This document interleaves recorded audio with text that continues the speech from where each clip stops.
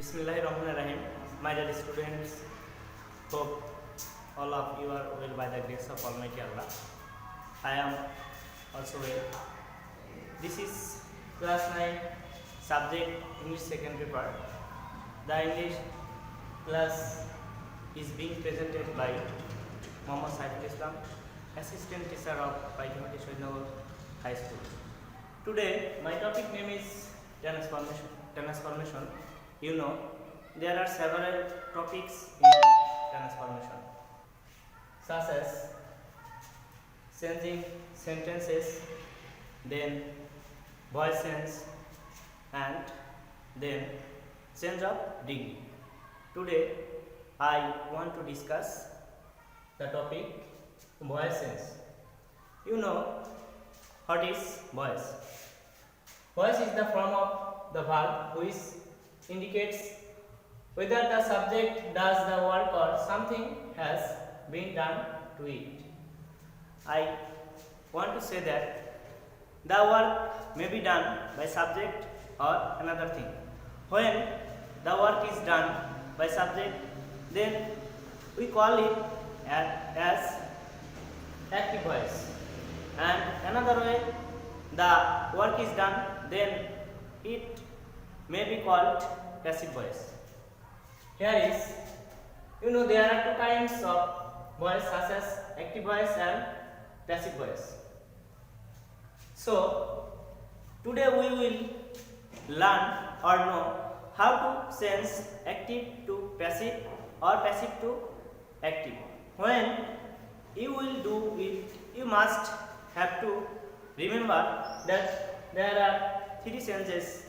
That is, number 1, subject will be turned into object, then object will be turned into subject, and we have to use a preposition by. For example, I have done it.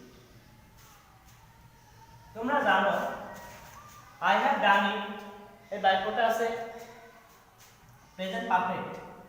So যখন আমরা active থেকে passive করব, তখন আমাদের just একটা সূত্র মনে রাখতে হবে, সেটা হচ্ছে যে টেন্সে আমার বাক্যটা যে টেন্সে থাকবে, ভার্বটা ঠিক তার পরবর্তী টেন্স। অর্থাৎ এটা আছে আমার আই হ্যাভ ডান ইট, এটা আছে প্রেজেন্ট পারফেক্ট টেন্স।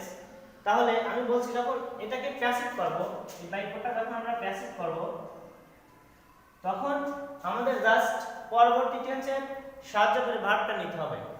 এখানে অবজেক্ট হচ্ছে ইট, সেটা হয়ে যাবে সাবজেক্ট ইট। এবার হ্যাভ অথবা হ্যাজ প্রেজেন্ট পারফেক্টের অক্সিলারি ভার্ব, আর এখানে ডানটা হচ্ছে মূল ভার্ব, তার 3 নম্বর ফর্ম বা পাস্ট পার্টিসিপল ফর্মে আছে। সো আমাদের প্যাসিভ করার সময় আমরা বলছি যে যেটাতে থাকবে হেল্পিং ভার্বটা তার ঠিক পরবর্তী টেন্সে, অর্থাৎ এটা আছে প্রেজেন্ট পারফেক্ট, আমাদের হেল্পিং ভার্ব বা অক্সিলারি ভার্ব সেটা নিয়ে আসতে হবে প্রেজেন্ট পারফেক্ট কন্টিনিউয়াস। আমরা জানি প্রেজেন্ট পারফেক্ট কন্টিনিউয়াসের সাহায্যকারী ভার্ব হ্যাভ বিন অথবা হ্যাজ বিন। এখানে খেয়াল করো, আমরা অবজেক্টকে বানিয়ে ফেলছি সাবজেক্ট, তাহলে it third person singular number, এর সাথে বসে হ্যাজ বিন। সো এখানে হ্যাজ বিন। আরেকটা জিনিস মনে রাখবে, যখন আমরা ভয়েস চেঞ্জ করব, তখন অবশ্যই যে ভার্বটা থাকবে মূল ভার্ব, সেই ভার্বের পাস্ট পার্টিসিপল ফর্ম ভয়েস চেঞ্জের সময় নিতে হবে। সো এখানে ডান আছে, 3 নম্বর ফর্ম বা পাস্ট পার্টিসিপল ফর্ম ডানই হবে। সূত্রে একটা বাই বলছিলাম, সেই সূত্রের বাই, সাবজেক্ট আই, এটার অবজেক্ট ফর্ম হচ্ছে মি। সো আমরা খেয়াল করি আই হ্যাভ ডান ইট, প্রথমে অবজেক্টকে করছি সাবজেক্ট ইট, আমরা এটা ছিল প্রেজেন্ট পারফেক্ট কন্টিনিউয়াসের সাহায্যকারী ভার্ব বা অক্সিলারি ভার্ব নিয়ে এসেছি হ্যাজ বিন। ডান ভার্বের পাস্ট পার্টিসিপল ফর্ম, সূত্রের বাই, সাবজেক্ট আই, এর অবজেক্ট ফর্ম হচ্ছে মি। দেন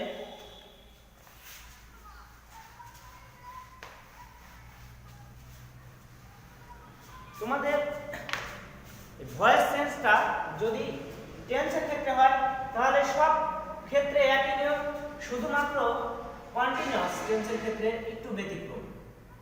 কন্টিনিউয়াস কন্টিনিউয়াস টেন্স যদি কন্টিনিউয়াস টেন্সে থাকে তাহলে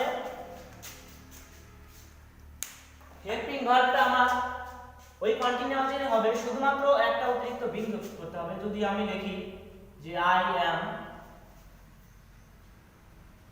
ডুইং দা ওয়ার্ক, তোমরা জানো এটা হচ্ছে present continuous tense. I am doing the work শুধুমাত্র ভয়েস চেঞ্জের ক্ষেত্রে, শুধুমাত্র কন্টিনিউয়াসে যখন আমরা ভয়েসটা চেঞ্জ করব সেই কন্টিনিউয়াসের ক্ষেত্রে শুধুমাত্র এই একটা টেন্সে ওই টেন্সেরই হেল্পিং ভার্ব বা অক্সিলারি ভার্বটা কাজে লাগাতে হবে বা ব্যবহার করতে হবে। যেমন দা ওয়ার্ক, এটা আমরা জানি যে অবজেক্ট হয়ে যাবে সাবজেক্ট দা ওয়ার্ক।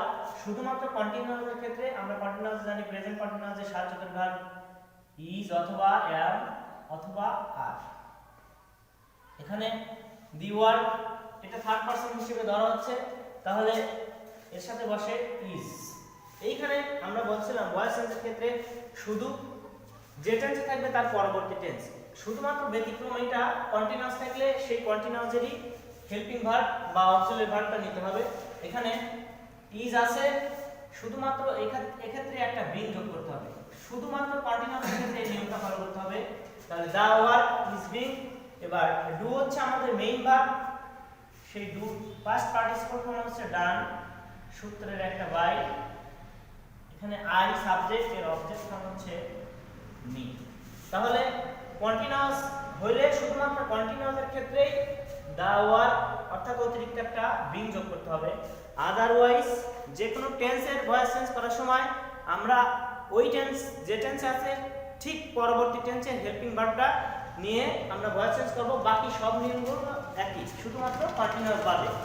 দেন এখানে তোমাদের একটা জিনিস জানা দরকার যে সাপোজ আই এর সাবজেক্ট ফর্ম হচ্ছে I, object form me, we থাকলে হয় আস, দে থাকলে হয় দেম, শি থাকলে হয় হার, হি থাকলে হয় হিম। আর যে কোনো নাউন থাকলে সেই নাউনটাই হয়, অর্থাৎ অবজেক্ট সেটাই হয়। ফর এক্সাম্পল যদি আমরা নাউন ধরি যে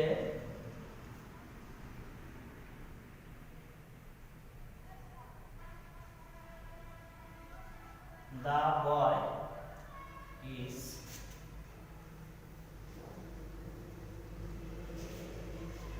helping রহিম। দেখো এখানে এই বাক্যটা the boy is helping রহিম, আমরা জানি এটা present continuous.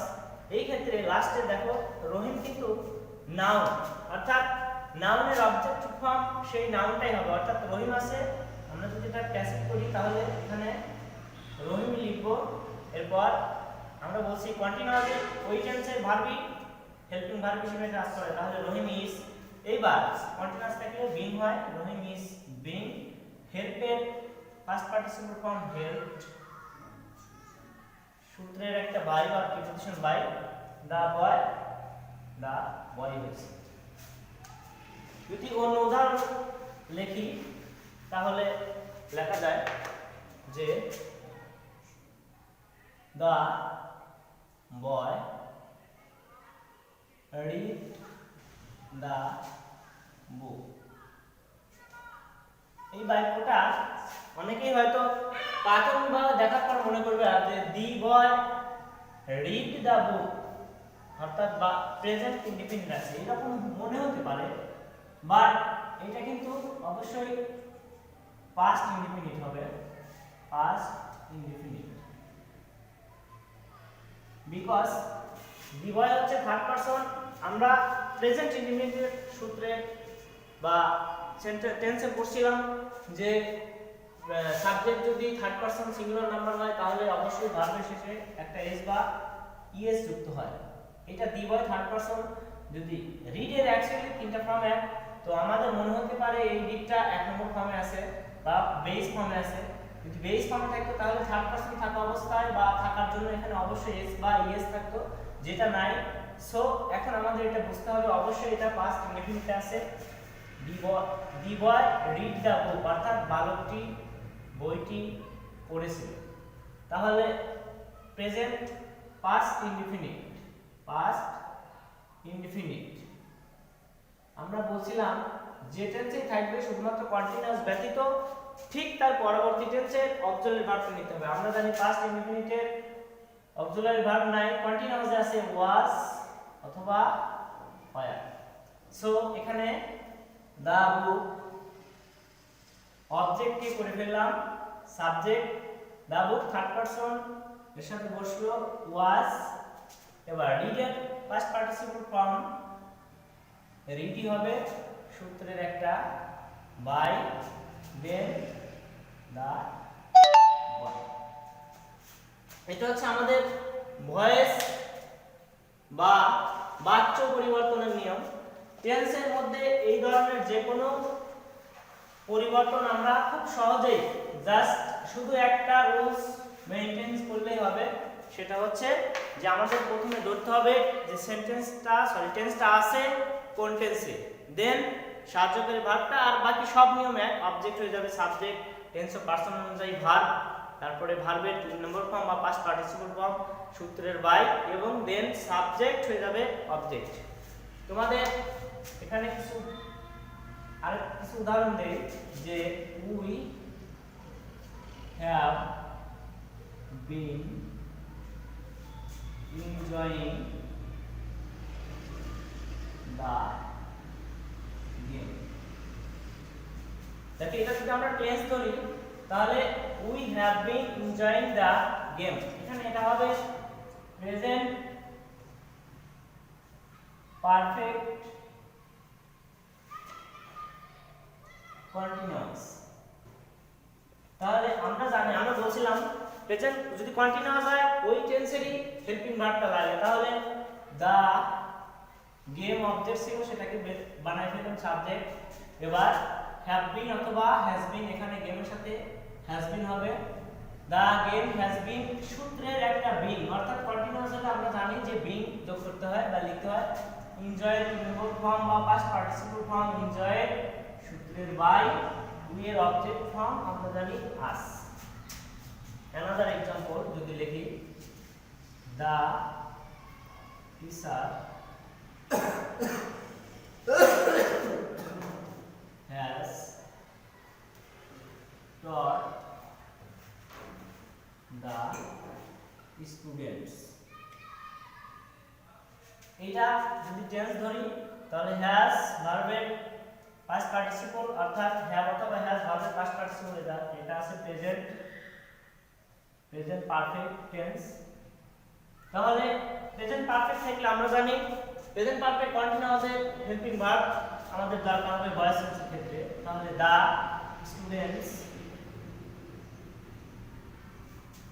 Students third person কিন্তু প্লুরাল নাম্বার, এজন্য এখানে হবে have been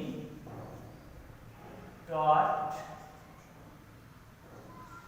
by the teacher।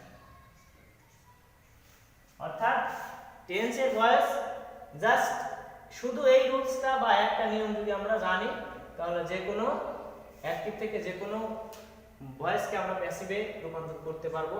শুধুমাত্র আমাদের টেন্সটা জানতে হবে বা ধরতে হবে। তোমাদের এখানে কিছু বাড়ির কাজ দিয়ে দেই, তোমরা এটা বাসায় প্র্যাকটিস করবা। We are eating rice, 2 number,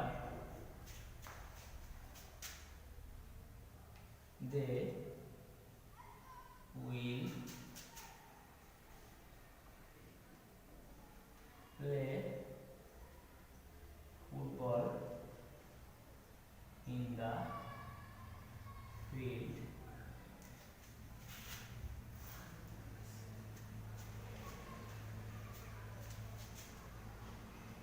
I have read a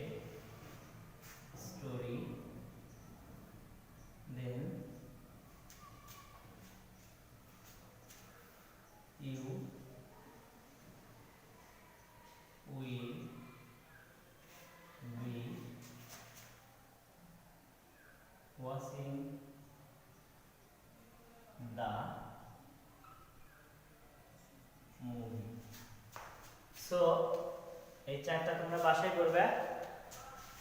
শিক্ষার্থী বন্ধু, আশা করি তোমাদের আজকে ক্লাসটা ভালো লেগেছে। তোমরা বাসায় বেশি বেশি প্র্যাকটিস করবা। করোনাকালীন সময়ে প্রয়োজন ছাড়া বাইরে যাবে না, বাইরে গেলে অবশ্যই মাস্ক পরিধান করে যাবে। এ পর্যন্ত তোমরা সুস্থ থাকো, ভালো থাকো। আল্লাহ হাফেজ।